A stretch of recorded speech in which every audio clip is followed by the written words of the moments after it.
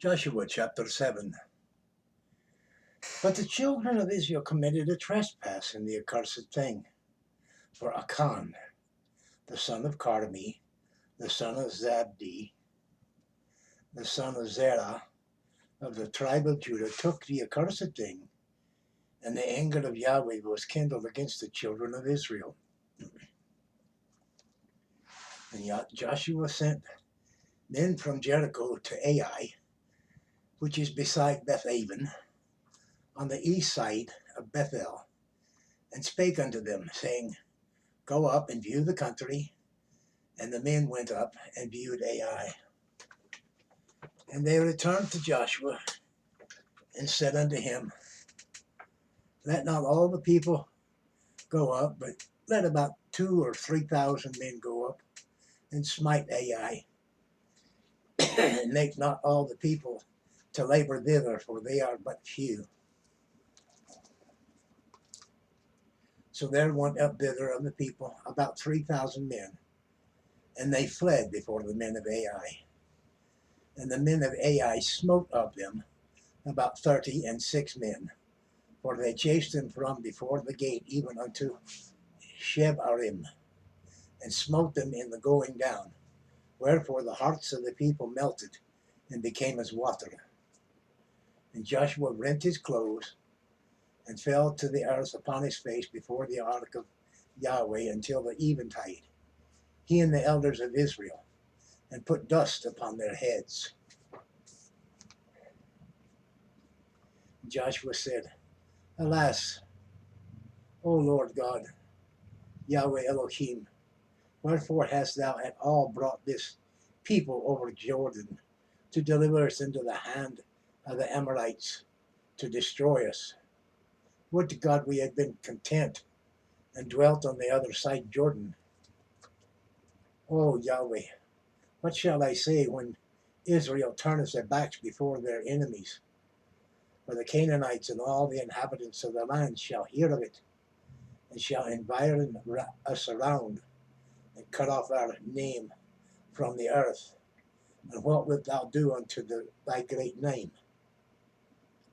And Yahweh said unto Joshua, Get thee up, wherefore liest thou thus upon thy face?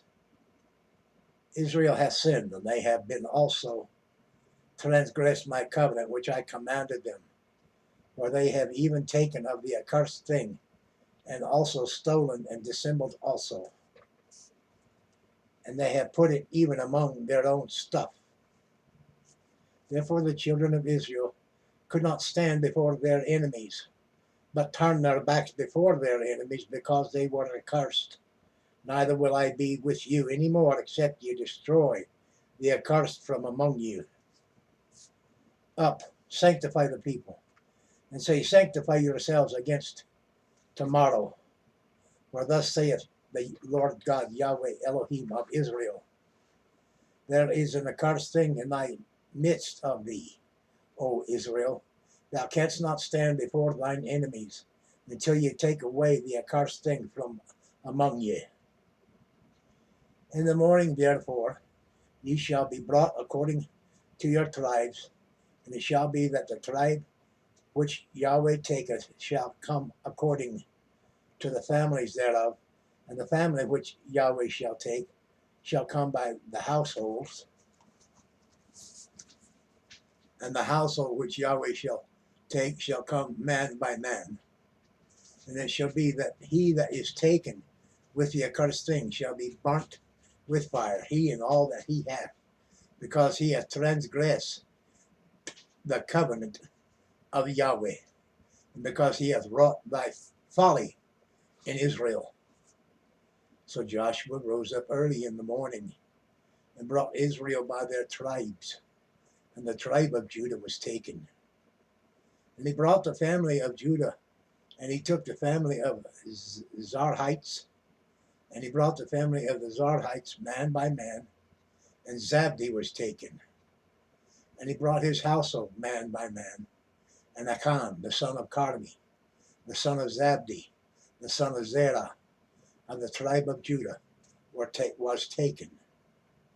Joshua said unto Achan, My son, give, I pray thee, glory to Yahweh, God of Israel, and make confession unto him. Tell him now what thou hast done.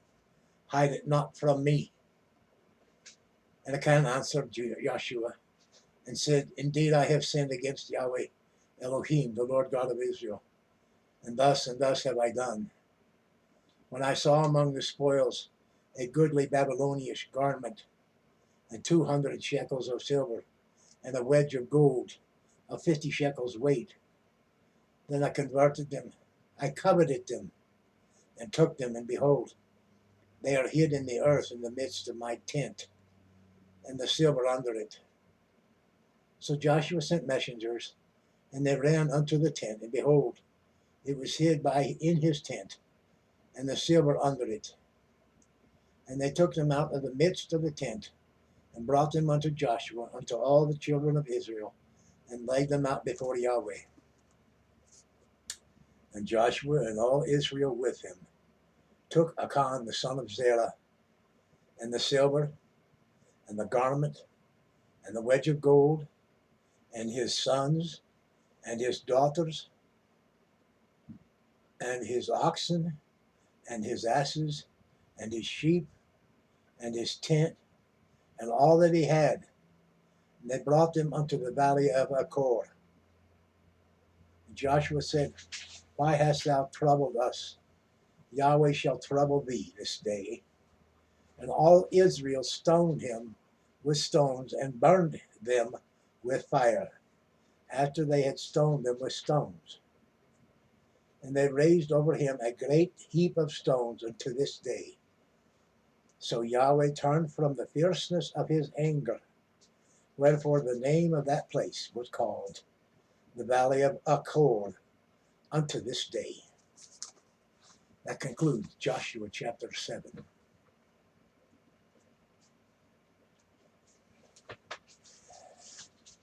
They had a wee bit of justice in their own house, because they caused God to curse them.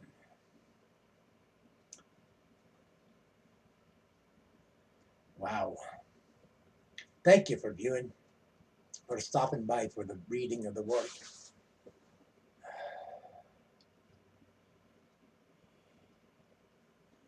Greed, temptation, they'll get you in trouble. Desiring something for yourself that's forbidden, or however you would look at it. It's stealing or breaking the commandment. And God was very serious with these commandments. And he doesn't change. He's still very serious with his commandments.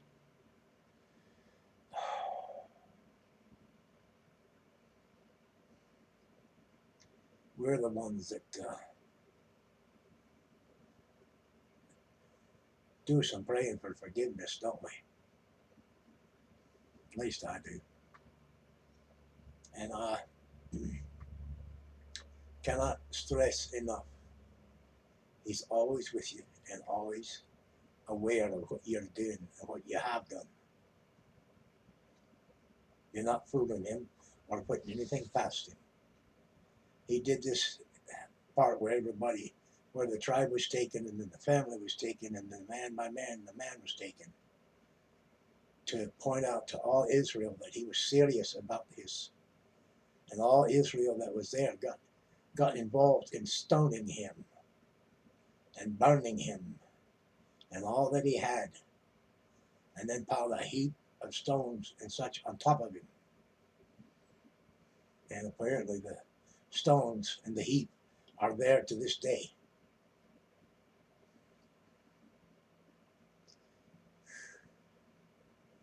I would take what God says seriously, because he does. He's as serious about his mercy as he is about his justice. So don't pass up such great mercy, or such great favor, such great love for selfishness. Actually, we come to the cross of Jesus because we're selfish. would rather be saved than condemned. At least I think that's why most people go.